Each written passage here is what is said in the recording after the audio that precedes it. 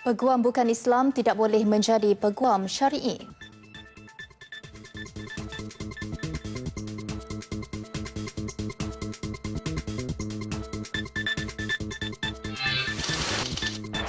Rogol bersiri dicekup, 10 kes rogol selesai.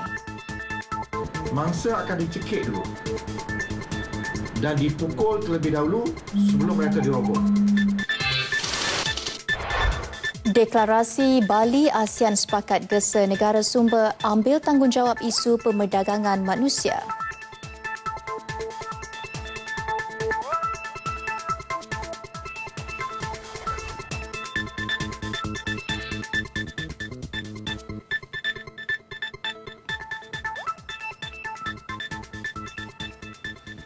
Assalamualaikum dan salam sejahtera. Ini N5 Khamis edisi 24 Mac 2016 bersama saya Farhatul Asyatu Osman. Antara lain memuatkan perkembangan berita 14 negeri dan wilayah seluruh negara. Petang ini N5 akan berlintas langsung ke Labuan bersama RJ Wendy Jack, lintas langsung ke Terengganu bersama Muhammad Rashidi Muhammad Isa dan lintas langsung ke Sarawak bersama Damia Cassandra Manja. Juga kita akan bersama Jovinia Jimla Jim langsung dari RTM Sabah. Semuanya seketika nanti kekal bersama N5.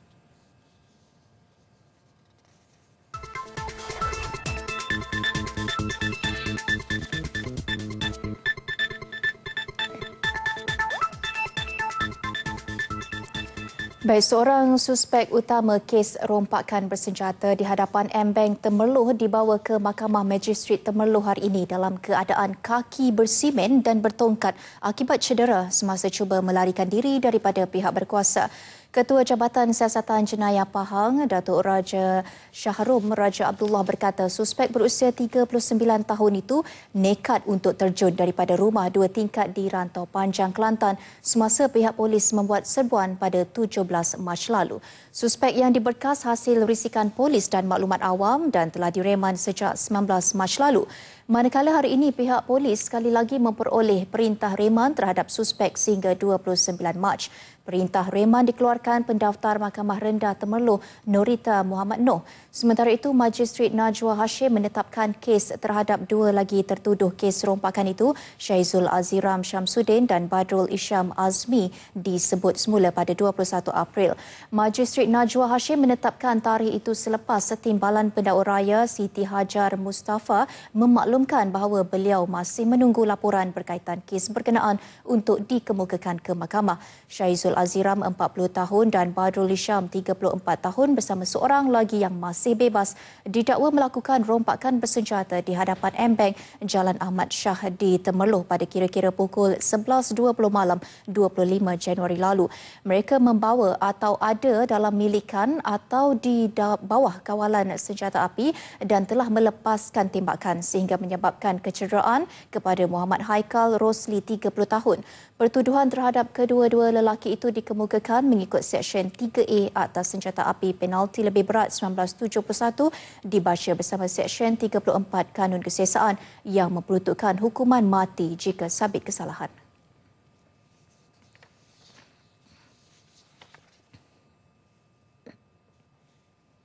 Didakwa melapor pendapatan tidak betul dalam borang taksiran cukai Lembaga Hasil Dalam Negeri LHDN melibatkan pendapatan berjumlah RM687,428. Seorang penjawat awam hari ini dihadapkan ke Mahkamah Magistrate Keluang Johor atas perbuatan itu yang didakwa dilakukan pada 2013. Tertuduh Kalamullah Ali Raza, 47 tahun, bagaimanapun mengaku tidak bersalah. Mengikut pertuduhan, dia didakwa memberi maklumat tidak betul dalam borang nyata kepada Ketua Pengarah LHDN berkaitan taksiran dari tahun 2007 sehingga 2011.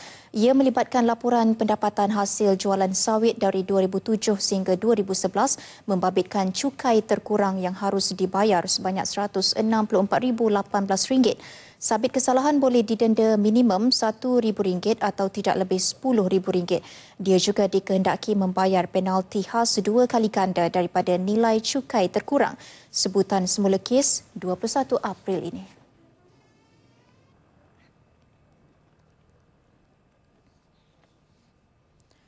Seorang mangsa keracunan makanan di Si Putih, Batu Gajah, Perak pada 4 Mac lalu meninggal dunia di unit rawatan rapi ICU Hospital Raja Permaisuri Bainun Ipoh malam tadi. Mangsa Hawa Buyung, 46 tahun, meninggal dunia akibat kegagalan fungsi otak.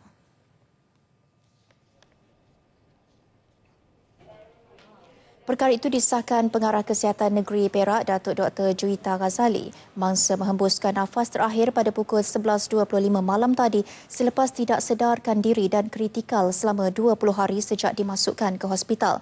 Sementara itu, menurut kakak mangsa Anita Buyung, 48 tahun, adiknya telah tidak sedarkan diri selama 20 hari sebaik sahaja dimasukkan ke Hospital Batu Gajah 4 Mac lalu. Lepas dia masuk hospital, langsung tak ada, tak sedar pun, tak bercakap pun. Berapa lama dia dekat hospital? Lebih kurang dalam 21 hari lah. Sejak masuk dia tak cakap apa?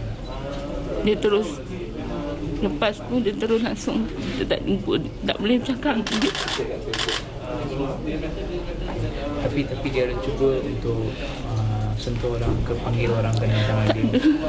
Dia langsung tak boleh. Langsung tak boleh. Dia pun tak pernah sedar.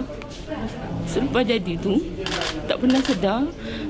Kalau dia buka mata pun, doktor kata itu bukan dia sedar. Dia langsung tak sedar. Sampai semalam, sampai bila-bila pun dia tak sedar. Selepas kejadian tu. Dalam kejadian 4 Mac lalu, kira-kira 102 orang menjalani pemeriksaan dan rawatan di beberapa hospital kerana mempunyai simptom keracunan makanan yang berpunca daripada racun serangga jenis karbamat yang terdapat dalam beberapa jenis makanan di sebuah gerai di Si Putih, Batu Gajah. Jenazah akan dikebumikan di Tanah Perkuburan Islam Si Putih hari ini. Esko Negeri Datuk Dr. Mahansun antara VIP yang melawat jenazah dan menghulurkan sumbangan peribadi kepada keluarga mangsa. Berselindung mengaburi mata penguatkuasa dengan mengecat bahagian hadapan dengan nama samaran Suria Timur di bahagian depan dan nama Kuala Terengganu pada bahagian ekor. Namun tindakan nelayan Vietnam itu dapat dihidu Agensi Penguatkuasa Maritim Malaysia APMM Wilayah Timur Terengganu. Hasilnya, 2 bot nelayan bersama-sama sebuah bot kargo ditahan ketika menangkap ikan secara haram di perairan negara. APMM turut menahan 3 tekong dan 22 awak-awak dalam operasi jam 11 pagi semalam di 3 lokasi berbeza dan merampas 4,000 kilo hasil tangkapan bernilai 2.4 juta ringgit. Menurut Ketua Penguatkuasa Operasi Maritim Terengganu, Kapten Zainul Abidin Jusoh, ketiga-tiga bot ditahan ketika berada dalam kedudukan lebih 61 hingga 70 batu nautika dari perairan Kuala Terengganu tidak jauh dari Pulau Perhentian dan Pulau Redang. Kesemua yang ditahan berumur antara 26 hingga 46 tahun dan tidak mempunyai dokumen pengenalan diri sah serta permit sah menangkap ikan. Ini adalah merupakan kali kedua saya menangkap sebuah bot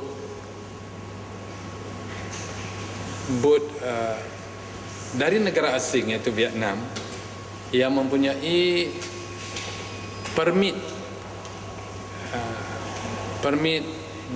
dipanggil permit itu ialah permit bot dagang, bot kargo, yang mana sebagaimana kita ketahui telah saya maklumkan lepas iaitu tidak ada lagi permit dikeluarkan untuk bot kargo. Tidak ada lagi. Semenjak sebulan November yang lepas. Ketiga-tiga bot nelayan itu dikesan menangkap ikan pada waktu tengah malam setelah mengecat badan bot dengan nama samaran apabila memasuki perairan negara untuk mengelak daripada dihidu. Kesemua nelayan direman selama 14 hari di bawah Akta Perikanan 1985 Seksyen 15-1-A kerana menangkap ikan tanpa kebenaran sah untuk siasatan lanjut. 2 serpihan yang ditemui di Mozambik hampir pasti dari MH370 pesawat Malaysia Airlines MAS yang hilang 2 tahun lalu.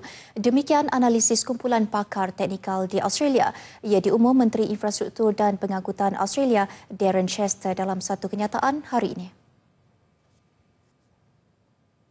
Menurut Chester, serpihan yang dijumpai di perairan Timur Afrika itu konsisten dengan model contoh dikeluarkan Agensi Sains Australia, sekaligus mengesahkan lagi usaha pencarian yang dijalankan di selatan Lautan Hindi.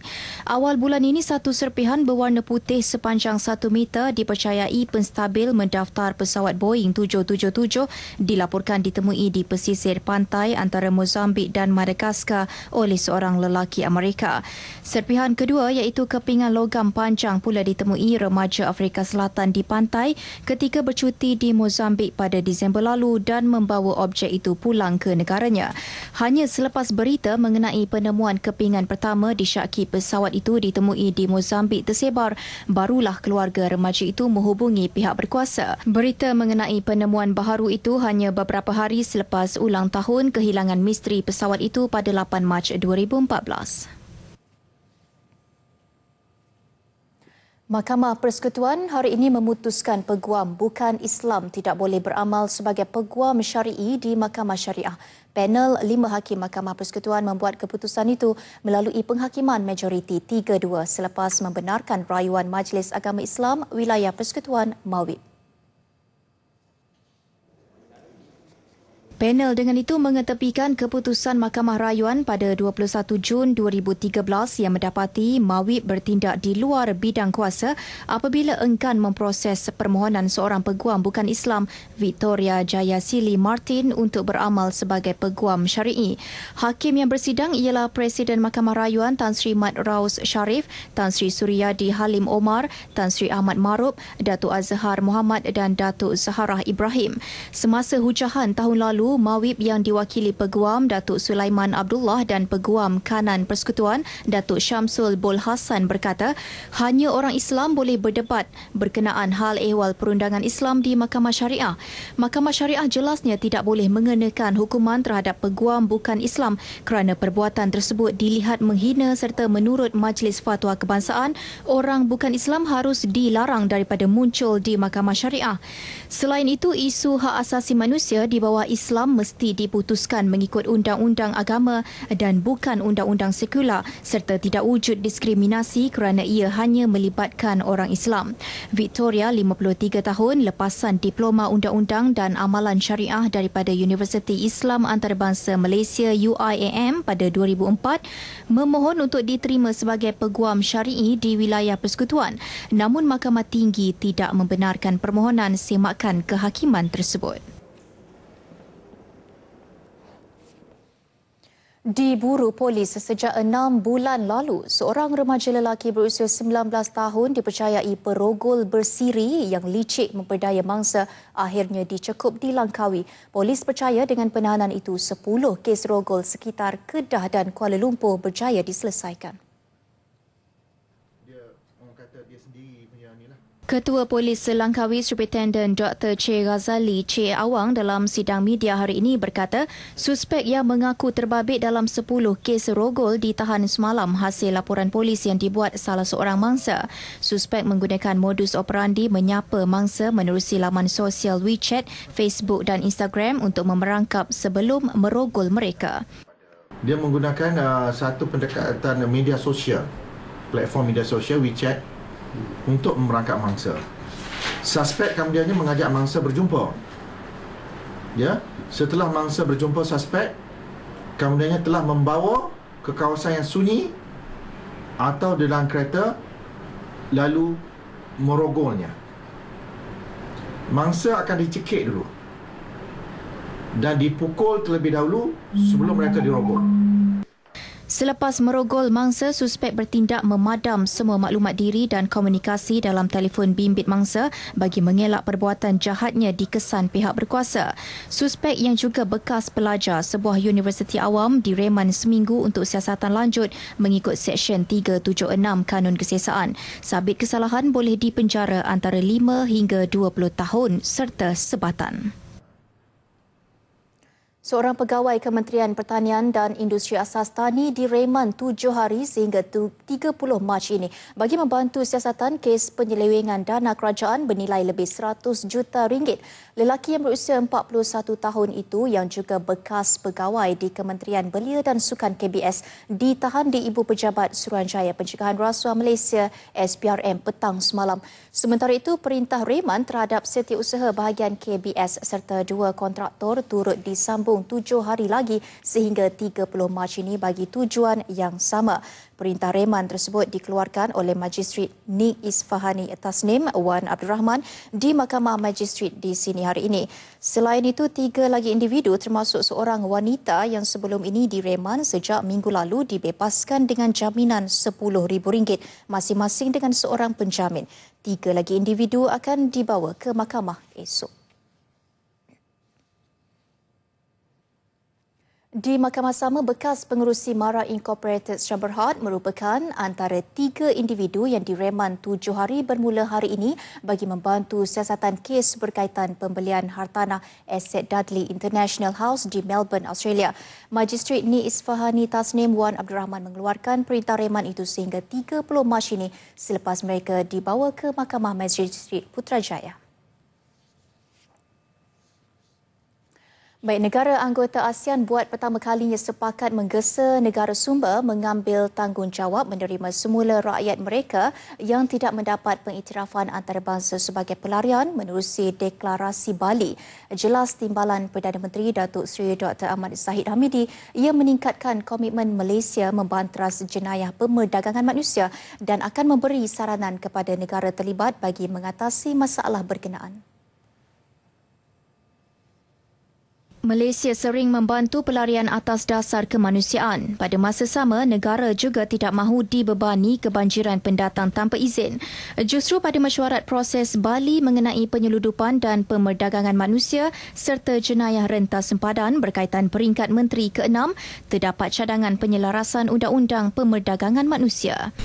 Merasakan bahawa beberapa kekangan perundangan harus kita lihat dan tentunya ianya bukan melibatkan hanya pihak kerajaan Malaysia dengan pelbagai kementerian dan agensi yang terlibat, tetapi ianya juga adalah melibatkan satu dasar yang menyentuh tentang soal pemerdagangan manusia di peringkat serantau.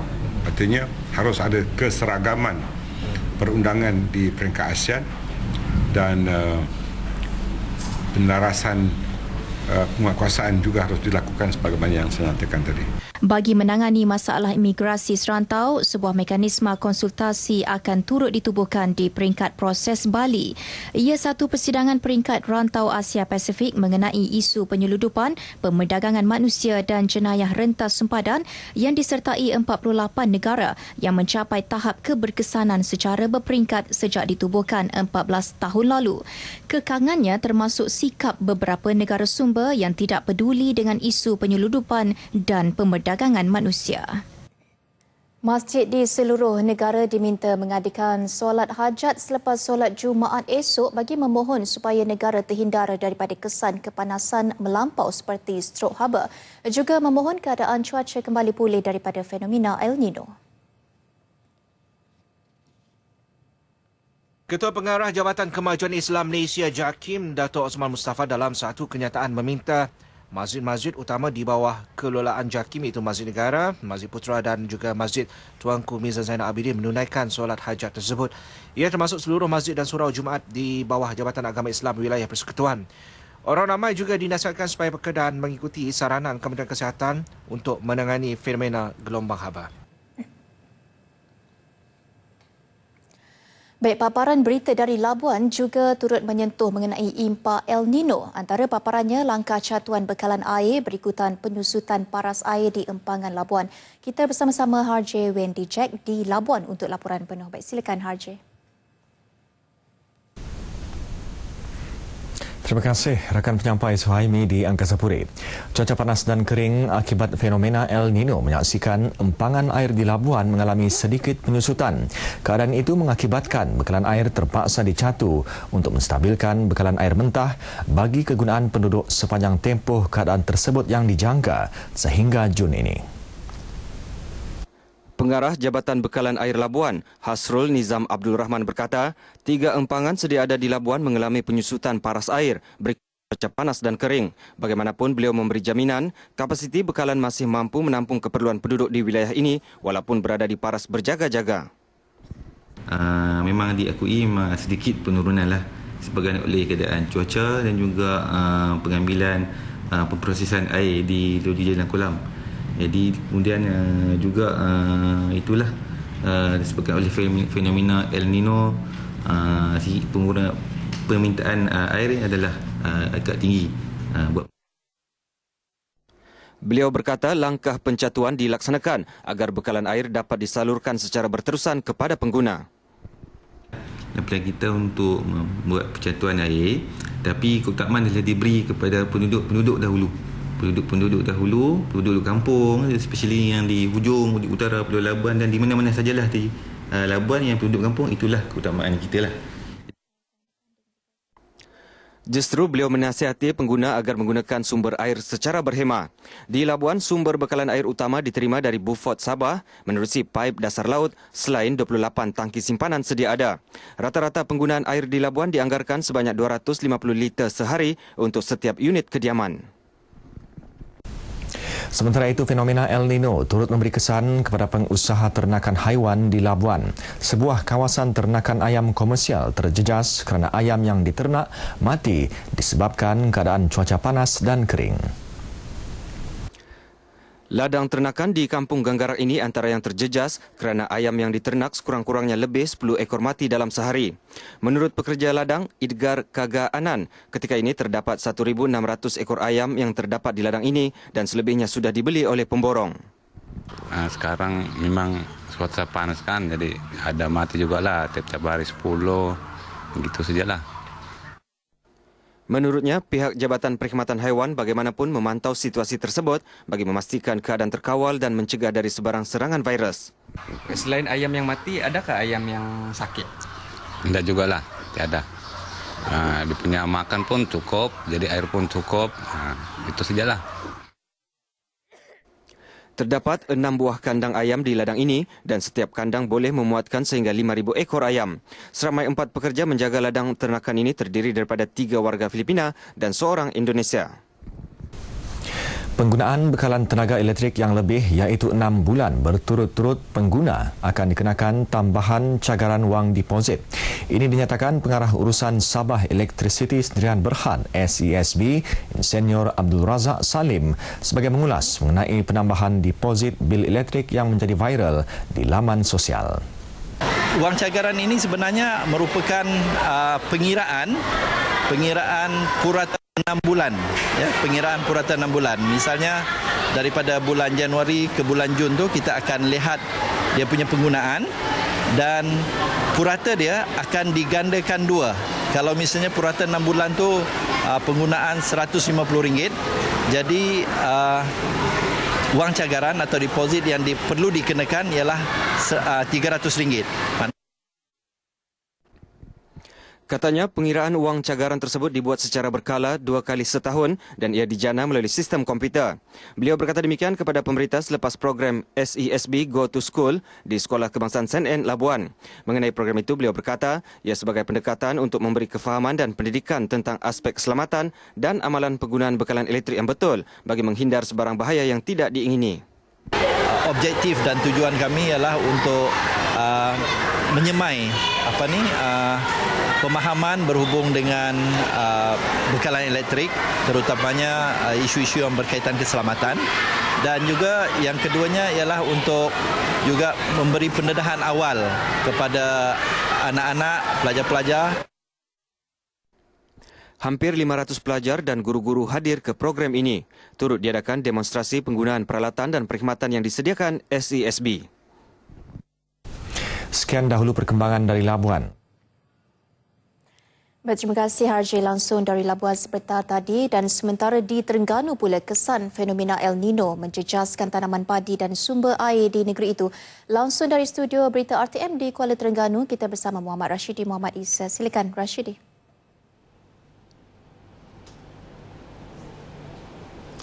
Terima kasih Farhatul.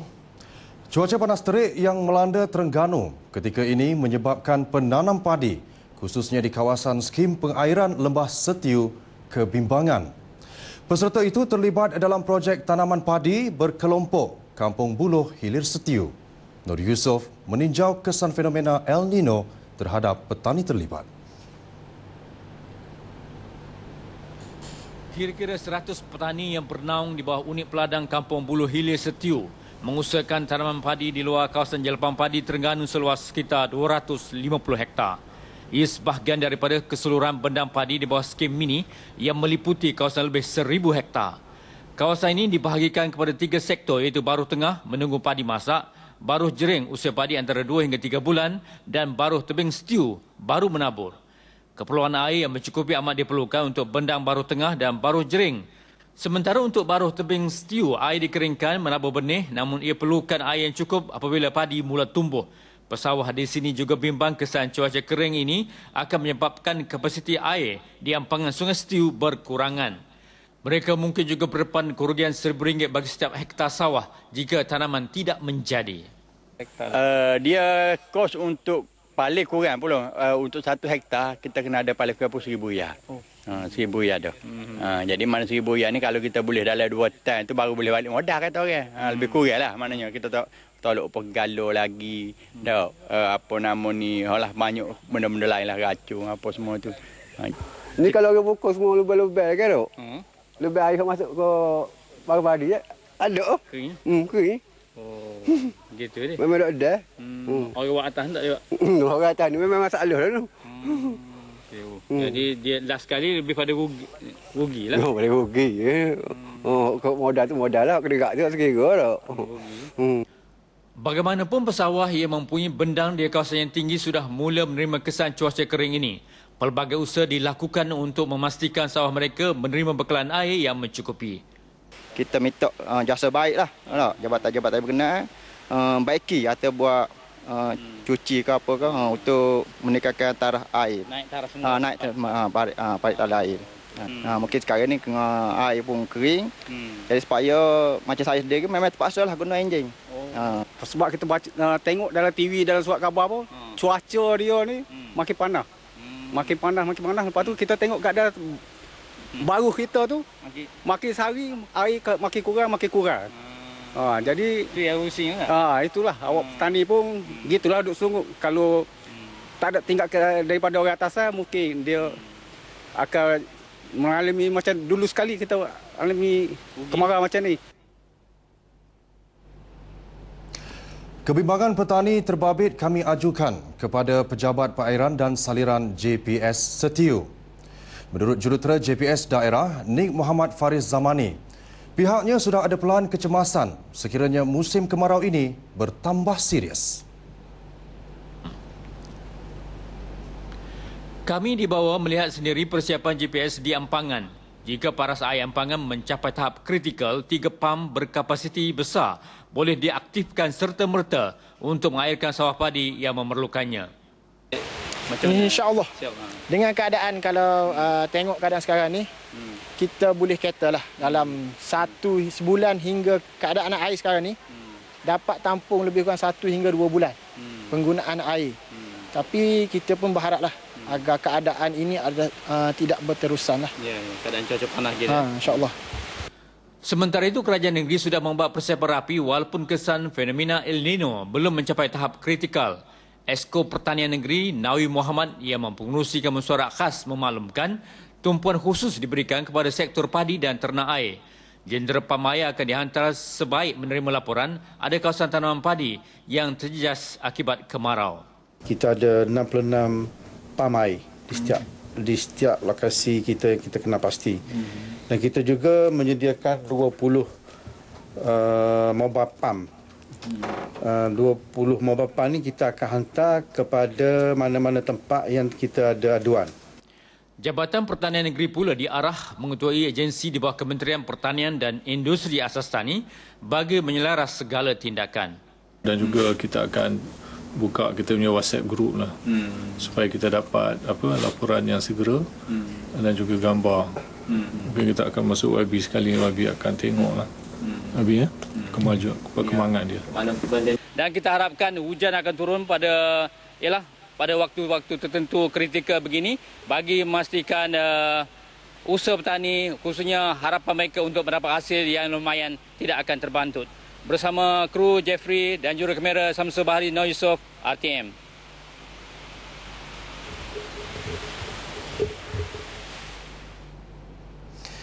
Sekian paparan berita dari Terengganu untuk hari ini. Kembali kepada rakan setugas Farhatul di Angkasa Puri untuk berita seterusnya. Baik, terima kasih Rasidi. Dan seterusnya untuk mengetahui keadaan cuaca semasa, kita terus ke Met Malaysia bersama pegawainya Adira Mahmud. Silakan Adira. Assalamualaikum dan salam sehati sejiwa. Anda bersama Met Malaysia untuk laporan cuaca terkini di rantau kita. Keadaan angin pada petang ini, jika diperhatikan di perairan Laut Cina Selatan masih lagi berlaku kawasan penumpuan angin yang lazimnya menyebabkan cuaca lembap di kawasan tersebut. Manakala untuk di bahagian pantai timur, jika diperhatikan angin bertiup agak kencang sekitar 20 hingga 40 km sejam dari arah timur laut. Manakala untuk Johor Timur dan juga Pahang, angin bertiup agak lemah sekitar 10 km sejam. Manakala untuk negeri Sabah dan juga Sarawak, angin bertiup dari pelbagai arah dengan kadar yang perlahan. Malaysia telah mengeluarkan nasihat angin kencang serta laut bergelora di beberapa buah perairan yang tertera ini, di mana ia dijangka bermula 26 Mac sehingga 28 Mac ini, di mana ia boleh menyebabkan ombak setinggi 3.5 meter dan kelajuan angin mencapai sehingga 50 km sejam. Dan keadaan ini adalah berbahaya untuk aktiviti kecil, sukan laut maupun rekreasi laut. Keadaan cuaca pada petang ini pula di kebanyakan negeri adalah dalam keadaan tidak hujan. Namun begitu, jika diperhatikan terdapat beberapa buah daerah yang sedang mengalami hujan, iaitu di daerah Manjung dan Kolokansa, Perak serta di Kuala Lumpur dan juga di bahagian utara Negeri Sembilan pada ketika ini, termasuk di Johor Bahru, di mana hujan ini dijangka boleh berterusan sehingga lewat petang ini. Bagi negeri Sabah pula, majoriti bahagian negeri Sabah adalah dalam keadaan tidak hujan kecuali di Sandakan dijangkakan beransur-ansur reda sedikit masa lagi.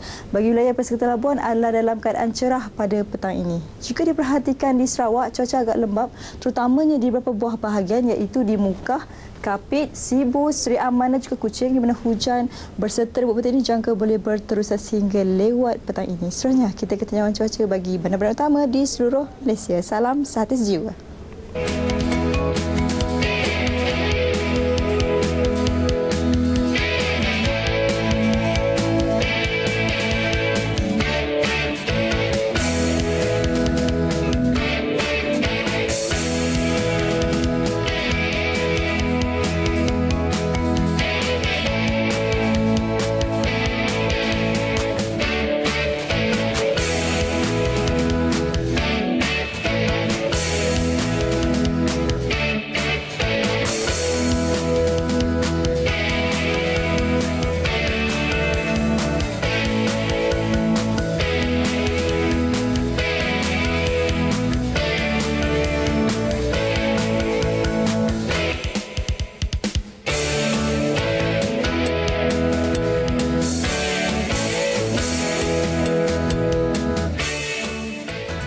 Ripin Lamat dikekalkan sebagai ahli Dewan Undangan Negeri Adun Lambir bagi mewakili Barisan Nasional BN pada pilihan raya negeri ke-11 PRN 11 kali ini. Selain Ripin, Adun Berkenu, Rosi Yunus turut dikekalkan bertanding di kawasan masing-masing.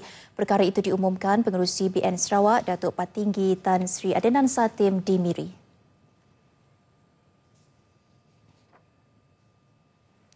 Manakala calon BN bagi Dun Pujut, Senadin dan Piasau akan diwakili calon daripada Parti Rakyat Bersatu Sarawak SUPP.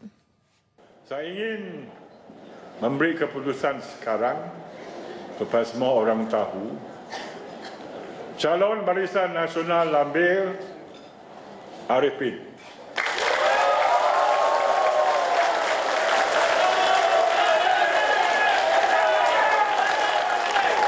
Calon Barisan Nasional Berkenu, Rozi.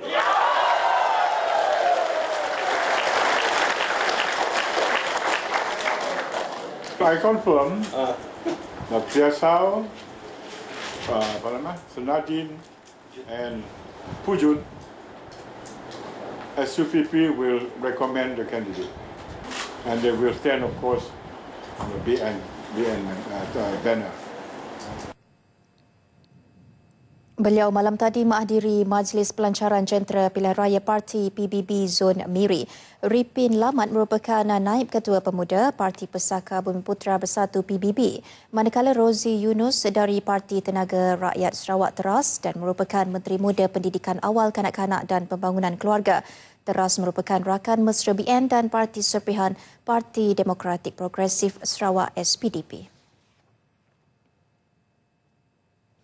Baik, Damia Cassandra Manja nampaknya sudah bersedia dengan paparan lanjut dari Sarawak. Teruskan, Damia.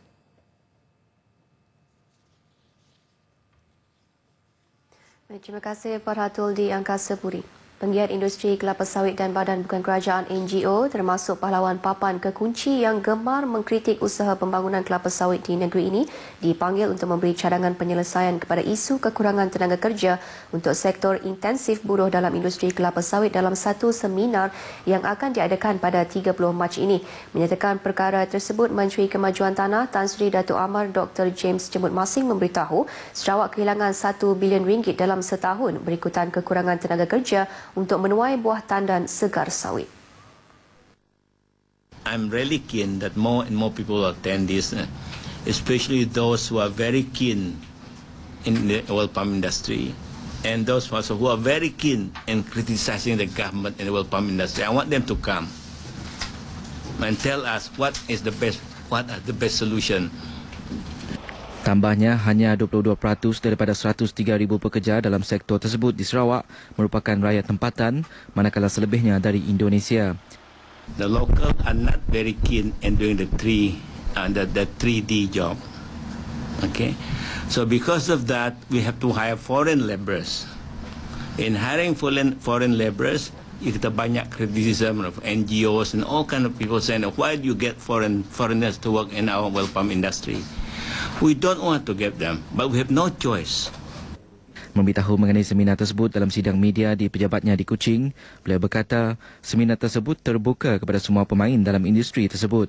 Sebanyak 6 kertas kerja akan dibentangkan dalam seminar sehari yang dijadual diadakan di Hotel Riverside Majestic dengan yuran pendaftaran RM100 seorang untuk wakil syarikat dan individu, manakala RM50 seorang untuk wakil NGO.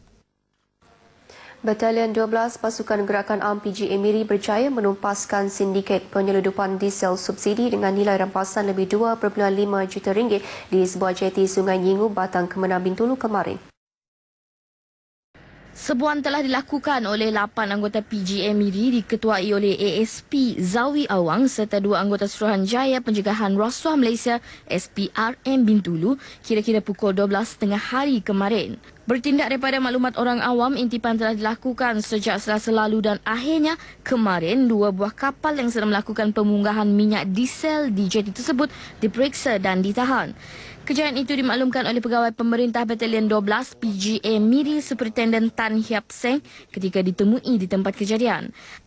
Hasil pemeriksaan, kapal yang dikenali sebagai Maju Kertau dan Sri Paknakon melakukan aktiviti penyimpanan minyak diesel tanpa permit, tidak didaftarkan dengan pihak Jabatan Laut Malaysia serta mempunyai 11 pekerja warga negara asing yang tidak mempunyai dokumen pengenalan diri yang sah. 2 tekong warga tempatan juga telah ditahan untuk siasatan lanjut. Pembeli minyak diesel tersebut turut dikenal pasti dalam kalangan pengusaha kapal ladang sawit serta syarikat pembalakan dan siasatan lanjut akan dilakukan. 2 buah kapal dan minyak diesel tersebut diserahkan kepada pihak Kementerian Perdagangan Dalam Negeri Koperasi dan Kepunaan Malaysia KPDN KK Bintulu untuk tindakan lanjut. Kementerian Pendidikan Malaysia melalui Kolej Komuniti Kuching akan memperkasa kursus sepenuh masa dalam sijil pelancongan dan pengembaraan pada masa terdekat ini. Pengarah Kolej Komuniti Kuching, Syedermawan Jaruman berkata, pemerkasaan ini bagi menggalak dan memajukan industri pelancongan dengan menampung dan melahirkan lebih ramai pemandu pelancong yang bertauliah di seluruh negeri. Katanya penambahan nilai pada sijil dengan pelbagai aspek dapat melahirkan pelajar berdaya saing dan memiliki ciri keusahawanan. Ia termasuk memberi latihan kepada para pensyarah kolej dan menjalin kerjasama dengan Kementerian Pelancongan serta agensi-agensi berkaitan dalam memantapkan lagi usaha ini. Memang kita maklum yang turis guide ni agak kekurangan di Sarawak lah. Tapi yang kita keluarkan pelajar kita ni adalah sijil. So mereka akan develop daripada masa ke semasa untuk menjadi turis guide lah. Saya rasa dari segi kalau kita tengok track record pelajar-pelajar kita yang lepas ada yang telah menjadi turis guide yang berdaftar. Beliau bercakap kepada pemberita selepas perasmian pelepasan Explore Challenge 2016 Kolej Komuniti Wilayah Sarawak di Amphitheatre Godown, tebingan Sungai Kuching yang disempurnakan oleh Menteri Muda Pelancongan Datuk Talib Zulkifli. Dalam perkembangan lain, Sudirmawan memberitahu bahawa sebuah kolej komuniti baru dirancang akan diwujudkan di Sarawak dan pengumuman mengenainya akan dilakukan oleh Menteri Pendidikan Tinggi Datuk Seri Idris Yusof dalam masa terdekat. Seramai 350 pelajar dari 6 buah kolej komuniti di Sarawak telah menyertai program julung kalinya diadakan itu bertujuan mempromosi kolej komuniti wilayah Sarawak kepada masyarakat umum. Bakal graduan Universiti Teknologi Mara UiTM Sarawak perlu lebih serba boleh atau versatile jika mahu berjaya dan dikenali dalam bidang yang mereka ceburi. Ini kerana mereka merupakan produk universiti itu yang perlu diketengahkan bagi membantu pembangunan negeri dan negara. Menurut Rektor UiTM Sarawak, Profesor Datuk Dr. Jamil Hamali, bakal graduan mestilah mempunyai pakej berkualiti dan berkebolehpasaran.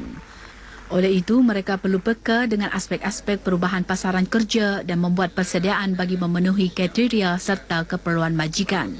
Ini dapat dilakukan dengan menerapkan sikap, kemahiran dan ilmu pengetahuan yang cemerlang pada peringkat universiti. Beliau turut memberi contoh beberapa bekas graduan UiTM Sarawak yang berjaya menempa nama seperti Menteri di Jabatan Perdana Menteri Nancy Shukri dan Datuk Joseph Antulu Belaun selain Menteri Pembangunan Wanita, Keluarga dan Masyarakat Datuk Seri Rohani Abdul Karim yang boleh menjadi idol terbaik kepada mereka. Profesor Datuk Dr. Jamil berkata demikian pada majlis makan malam pragraduan UiTM Sarawak di Pusat Konvensyen Borneo Kuching. Seramai 29 bakal graduan menerima anugerah pelajar terbaik diploma dan ijazah sesi Disember 2015 Julai 2016 pada majlis itu. Ahli Dewan Undangan Negeri Adun Pantai Damai Dr. Abdul Rahman Junaidi mencadangkan Lembaga Kemajuan Ikan Malaysia LKIM supaya meletakkan 4 buah kampung lagi di bawah Persatuan Nelayan Kawasan PNK Buntal. Beliau berkata 4 buah kampung tersebut ialah Pasir Panjang, Sungai Lumut, Sungai Berdaun dan Sungai Batu. Katanya ketika ini keempat-empat kampung berkenaan tidak dimasukkan di bawah kawasan kegiatan mana-mana PNK. 5 buah kampung di bawah PNK Buntal ialah Buntal, Santubong, Salak, Pasir Pandak dan Bako. PNK tersebut mempunyai 1,378 ahli setakat ini. Dr. Abdul Rahman berucap merasmikan mesyuarat agung tahunan Persatuan Nelayan Kawasan PNK Buntal kali ke-38 di Kampung Buntal, Santubong. Beliau berkata nelayan masa kini amat bernasib baik kerana menerima pelbagai bantuan kerajaan sama ada kerajaan negeri atau pusat dalam usaha mentransformasi kehidupan mereka. Ini termasuk allowance sara hidup, bantuan e-kasih dan subsidi peralatan menangkap ikan. Pada majlis ini, Dr. Abdul Rahman menyampaikan dana pengurusan berjumlah RM5,000 kepada persatuan itu. Turut hadir Adun Demak Laut Dr. Hazlan Abang Hibni. Baik, saudara, setakat ini dahulu sumbangan berita dari Sarawak untuk lintas langsung N5 petang ini. Dan untuk berita seterusnya kita bersama Farhatul di Angkasa Puri. Silakan. Baik, terima kasih Damia langsung dari Sarawak sebentar tadi. Baik, nilai ringgit akan terus mencerminkan asas ekonomi negara yang kukuh. Gubernur Bank Negara Tan Sri Dr. Zeti Akhtar Aziz berkata kedudukan lebihan akaun semasa yang baik, rizab asing yang mantap dan aliran masuk pelaburan asing akan terus menyokong unit tempatan.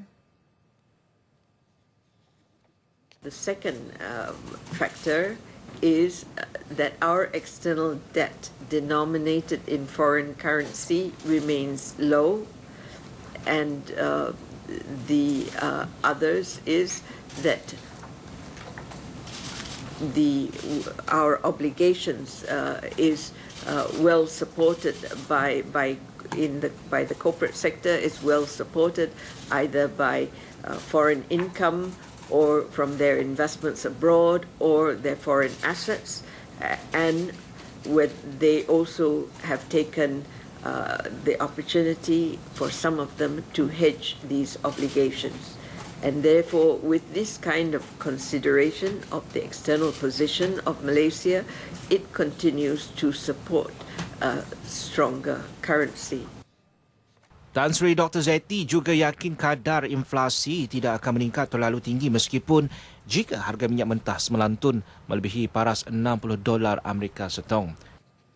Currently, we do not believe that it would represent a threat because even if oil prices do rise even to $60 per barrel, and we anticipate that it would not exceed those levels in the next 2 or 3 years because of the structural conditions that prevail in the demand. Beliau berkata demikian pada sidang media laporan tahunan 2015 Bank Negara Malaysia di Ibu Negara. Para usahawan perlu merebut peluang memasarkan produk-produk keluaran mereka dengan menggunakan kaedah digital iaitu secara dalam talian di dalam dan luar negara. Pengerusi Jawatan Kuasa Pertanian dan Pembangunan Usahawan Negeri Melaka, Datuk Hassan Abdul Rahman berkata, penggunaan kaedah digital bukan hanya memudahkan urus niaga dibuat secara pantas, malah berpotensi mempromosi produk keluaran mereka ke pasaran global.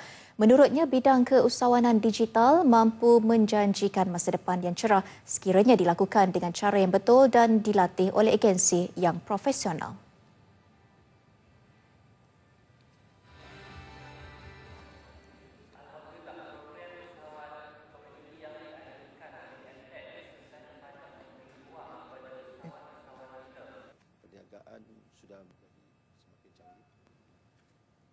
Kita sebagai usahawan tidak boleh tertumpu kepada usahawan bersifat konvensional, maka kita kena berubah. Dan hari ini MDEC dan Dr. Sulaiman ICT Melaka kita bersama ikonnya Fizo Omar hari ini akan mengajak para usahawan digital di Melaka ini untuk mengorak langkah kepada bidang yang lebih global. Beliau berkata demikian kepada wartawan dalam sidang akhbar selepas merasmikan program Booth Camp usahawan peringkat negeri di Seri Negeri Aikro. Turut hadir pada majlis yang dihadiri oleh lebih 1,000 peserta itu ialah Naib Presiden Komunikasi Korporat MDEC Muhammad Razali Zainal, Pengarah Belia MDEC Sumitra Nair dan pelakon Fizo Omar. Baik, lintas langsung dari Sabah hari ini kita bersama Jovinia Jim Lajim. Antara paparannya, tumpuan Jabatan Kasta membantras aktiviti penyeludupan dan 70 banduan jalani perintah parol. Teruskan Jovinia untuk laporannya. Salam sejahtera dan salam sehati sejiwa. Sabah dan Sarawak antara negeri yang diberi tumpuan khusus dalam operasi pembanterasan aktiviti penyeludupan Jabatan Kastam di Raja Malaysia JKDM tahun ini. Ini termasuklah pelaksanaan Ops Outlet dan Ops Pacak.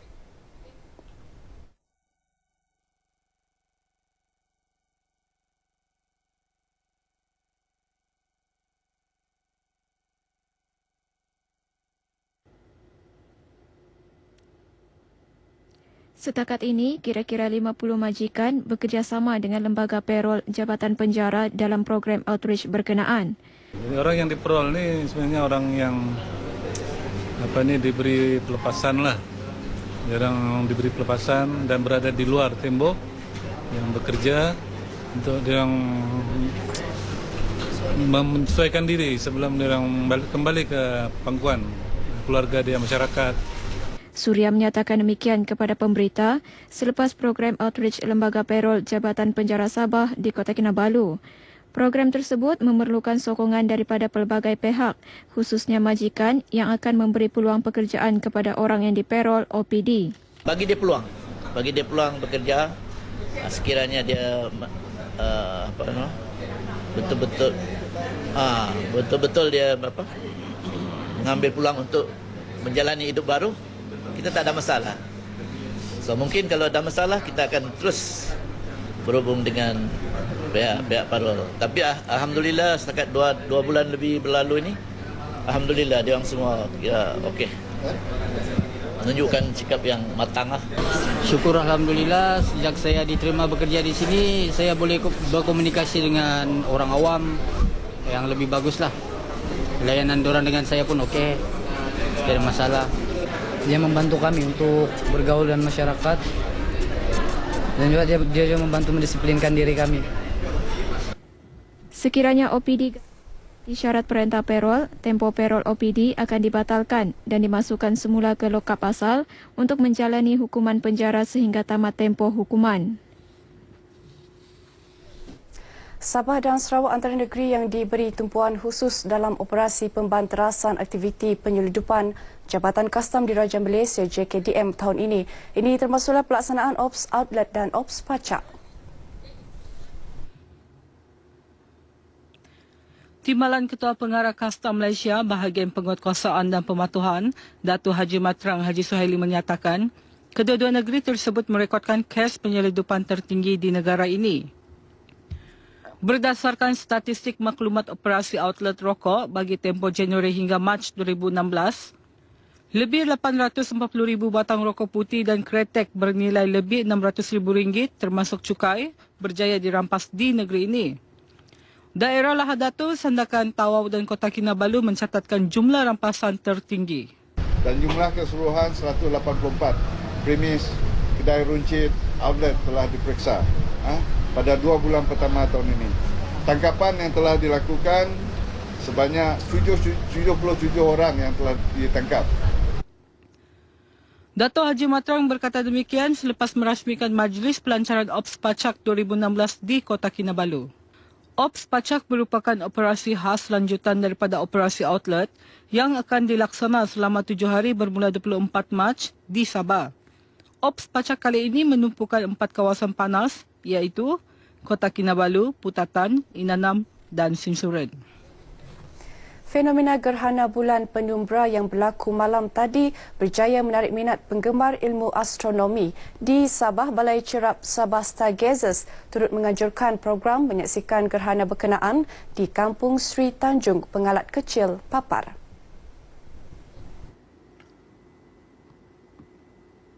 Menurut pengendali Balai Cerap Sabah Stargazers Haris Jeffrey, program percuma itu memberi peluang kepada orang ramai melihat gerhana dan mempelajari fenomena berkenaan. Keistimewaannya kita boleh share dengan publik apa kejadian yang sedang berlaku dan kita boleh educate dia orang, memberikan sedikit ilmu dengan dia orang. Beberapa penduduk kampung yang hadir menyaksikan sendiri fenomena gerhana bulan penumbra ini turut berkongsi pengalaman mereka. Masyarakat di Kampung Sri Tanjung ni sangat bertuah sebab kanak-kanak, orang remaja dan orang dewasa semua turut serta dalam peluang untuk melihat gerhana bulan pada malam ini. Kami tidak pernah bersama-sama dengan persatuan ini untuk menikmati satu fenomena yang di luar jangkaan kami. Itu saja, kami bangga kerana kampung kami telah dikunjungi oleh satu persatuan yang begitu canggih lah. Gerhana seumpama ini dijangka dapat disaksikan sekali lagi pada bulan September depan. Baik, saudara, sekian berita N5 dari Sabah petang ini. Kita kembali kepada Farhatul di Angkasa Puri. Silakan. Baik, terima kasih Jovinia Jim langsung dari Sabah sebentar tadi. Baik, program khas sempena Ramadan, terbitan RTM Syahadah akan memulakan penggambaran di Bosnia Herzegovina dan Korea Selatan untuk musim terbaru 2016 bertemakan pertembungan Islam Timur Barat. Program 30 episod itu melibatkan 8 orang tenaga kerja dan akan bersiaran sepanjang Ramadan ini pukul 6.30 petang di TV1. Rosli Muhammad Nordin, penerbit Syahadah di Bosnia, memberitahu pemilihan dua negara ini menjadi lokasi penggambaran bagi bagaimana survival penganut Islam di negara berkenaan berasimilasi dengan situasi semasa. Walaupun hakikatnya mereka masih bergelut mencari identiti sebagai penganut Islam. Dan sudah pastinya ada gambaran yang mungkin kita tidak pernah ketahui ataupun tidak jelas tentang suasana umat Islam di Bosnia, dan insyaAllah kami akan membawakan sesuatu yang boleh menjelaskan bagaimana umat Islam di Bosnia berasimilasi dan membangunkan negara mereka selepas perang. Bagi penerbit Syahadah di Korea Selatan pula, Zadil Hayat Arsad, beliau mengambil masa selama 3 bulan bagi menjalankan penyelidikan mengenai penganut Islam di Korea Selatan. Cabaran yang saya dapati sewaktu membuat research disebabkan peratusan penduduk Islam hanyalah sekitar 2-3%. Jadi kalau diikutkan macam tak banyak cerita, tapi sebab dari masa ke semasa sebenarnya banyak bahan yang boleh kita kupas. Banyak dari segi kekurangannya kita boleh sokong, dari segi kelebihannya kita boleh ambil iktibar. Bakal menjalankan penggambaran selama 38 hari, kru penggambaran Syahadah komited untuk memberikan komitmen sepenuhnya meski bakal berdepan pelbagai cabaran ketika menjalani penggambaran. Kita orang pun tak dapat gambaran lagi kan dekat sini. So, bila dah sampai sana nanti baru kita orang boleh nak plan. Sebab sekarang ni pun penerbit hanya boleh plan lakaran gambaran macam mana je kan. Sebab saya pun tak ada pengalaman lagi pergi sana. Ni baru first time. So, kita orang sebagai kru, cameraman dan partner saya Hafizul akan cuba buat yang terbaik lah. Kumpulan kru penerbitan Syahadah ditemui semasa majlis penyerahan tajaan oleh Serai Mas kepada RTM sempena pelepasan kru program Syahadah ke Bosnia dan Korea Selatan yang diadakan di Balai Perdana Angkasa Puri. Baik, satu lagi inisiatif diperkenal bagi membantu keluarga pesakit jantung kanak-kanak menampung kos rawatan dan pembedahan di Institut Jantung Negara IJN. Dikenali sebagai program My Heart, My Prihatin dan IJNF, tabung hasil itu hasil kolaborasi Yayasan My Prihatin dan Yayasan IJN. Sasaran penerima pesakit jantung kanak-kanak dan remaja berusia bawah 17 tahun daripada keluarga kurang berkemampuan. Menurut pengerusi Lembaga Pemegang Amanah Yayasan My Prihatin, Profesor Datuk Dr. Halimatun Hamdan, penubuhan tabung itu juga bagi memastikan sumbangan dimasukkan ke dalam akaun bank individu. Tujuannya menangkis penyebaran maklumat tidak sahih termasuk mereka yang memohon sumbangan menerusi media sosial. Yayasan My Prihatin telah mendapat banyak permintaan permohonan dari berbagai-bagai pihak untuk membantu kos pengubatan ini, dan hasil daripada itu mereka dapati yang bila ada kes-kes seperti ini ada yang kosnya sangat tinggi. Jadi kita buat satu kajian lah bagaimana cara untuk kita membantu pesakit-pesakit ini. Majlis menandatangani memorandum persefahaman MOU program My Heart, My Prihatin dan IJNF berlangsung di IJN. MOU melibatkan kerjasama selama setahun dan menyasarkan untuk membantu 30 pesakit jantung kanak-kanak. Baik, kami akhiri N5 dengan visual memperingati insiden pengeboman di lapangan terbang Brussels dan stesen kereta api metro di Belgium kemarin yang meragut 31 nyawa dan mencederakan lebih 200 yang lain. Upacara dihadiri kaki tangan lapangan terbang bersama ahli keluarga memberi penghormatan kepada mangsa. Saya Farhatul Asyati Osman. Assalamualaikum.